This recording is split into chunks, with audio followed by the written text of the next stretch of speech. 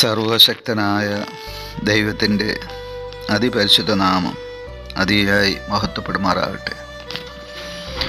കർത്താവിൽ പ്രിയരെ, നിങ്ങൾക്കേവർക്കും നോമ്പുകാല ധ്യാന ചിന്തയിലേക്ക് സ്നേഹത്തോടെ സ്വാഗതം. അല്പസമയ ധ്യാനത്തിന് ഒരു വചനം വായിക്കുന്നു. യെശയ്യാ പ്രവാചകൻ്റെ പുസ്തകം അധ്യായം 1, 2, 3 തിരുവചനങ്ങൾ. ആകാശമേ കേൾക്ക, ഭൂമിയെ ചെവി തരിക, യഹോവ അരുളിച്ചെയ്യുന്നു. ഞാൻ മക്കളെ പോറ്റി വളർത്തി, അവരോ എന്നോട് മത്സരിച്ചിരിക്കുന്നു. കാള തൻ്റെ ഉടയവനെയും കഴുത തൻ്റെ യജമാനൻ്റെ പുൽത്തൊട്ടിയെയും അറിയുന്നു, ഇസ്രായേലോ അറിയുന്നില്ല, എൻ്റെ ജനം ഗ്രഹിക്കുന്നതുമില്ല. കർത്താവിൽ പ്രിയരെ, നാം വായിച്ചു കേട്ട യെശയ്യാ പ്രവാചകൻ്റെ പുസ്തകം 1-ാം അധ്യായത്തിൽ അനുതാപത്തിനുള്ള ക്ഷണമാണ് പ്രവാചകനിലൂടെ യഹോവയായ ദൈവം നൽകുന്നത്. നോമ്പുകാലം പ്രത്യേകിച്ച് നാം അനുദപിക്കുവാൻ സമർപ്പിക്കേണ്ട നാളുകളാണ്. യെശയ്യാ പ്രവാചകനിലൂടെ ദൈവം നൽകുന്ന സന്ദേശം അനുതാപത്തിനുള്ള ആഹ്വാനമാണ്. ദൈവം ഇവിടെ ആകാശത്തെ സാക്ഷി നിർത്തി, ഒപ്പം ഭൂമിയെയും വിളിച്ച് പ്രസ്താവിക്കുകയാണ്. ആകാശവും ഭൂമിയും കേൾക്കണം, ഞാൻ ഈ ഭൂമിയിലെ മർത്യരെ സൃഷ്ടിച്ച് പോറ്റി പോഷിപ്പിച്ച് വളർത്തി. എന്നാൽ ഇപ്പോൾ അവർ എന്നോട് മത്സരിക്കുകയാണ്. തുടർന്ന് ചില ഉദാഹരണങ്ങൾ നിരത്തുകയാണ്, മൃഗങ്ങളെ ഉദാഹരണമായി ഉപയോഗിച്ചുകൊണ്ട്. കാളയും അതുപോലെ കഴുതയും അവയുടെ ഉടയവനെയും പുൽത്തൊട്ടിയൊക്കെ അറിയുന്നുണ്ട്.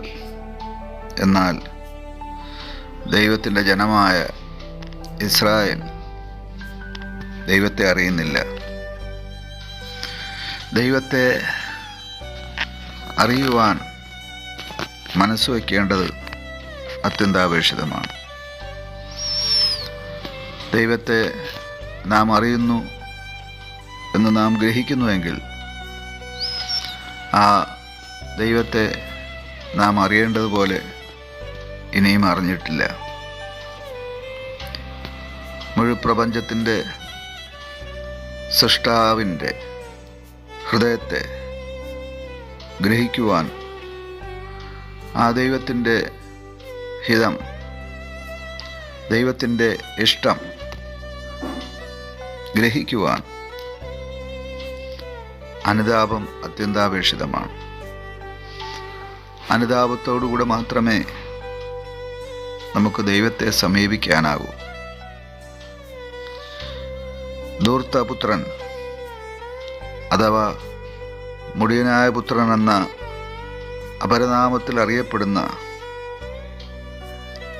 ഇളയ പുത്രൻ അതുതന്നെയാണ് സൂചിപ്പിക്കുന്നത്. അപ്പനെയും അപ്പൻ്റെ ഭവനത്തെയും അപ്പനിൽ നിന്ന് വാങ്ങിയ സർവസമ്പത്തുമായി ദൂരദേശത്ത് പോയി സ്ഥലവും നഷ്ടപ്പെട്ട ആ മനുഷ്യൻ അനുതപിച്ചു.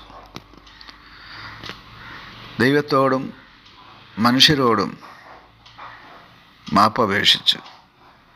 അതുകൊണ്ട് തന്നെ നഷ്ടപ്പെട്ട സന്തോഷവും സമാധാനവും നിർഭയവാസവും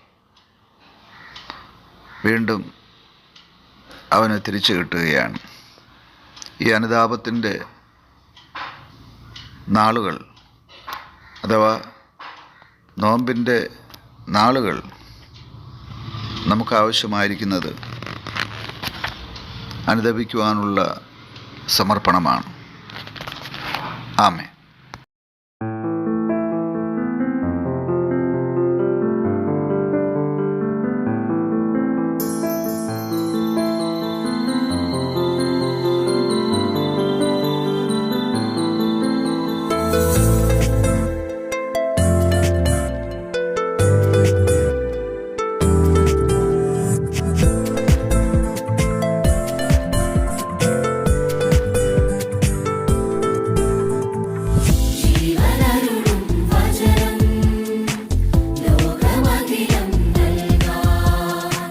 ദൈവശക്തിയിൽ നിറയൂ.